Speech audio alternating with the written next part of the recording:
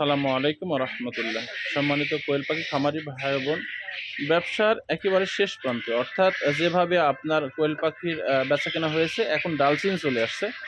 তো এর মাঝেও ব্যবসাকে টিকিয়ে রাখতে হবে। যার জন্য যে আমার বাইকে দেখতেছেন কোয়েল পাখি কোনোটা ৪০টা ২৭টা আছে। এর আগেও ৪০টা পাখি এক জায়গায় পাঠাইছি, আরেকজনকে ভ্যানে পাঠাইছি।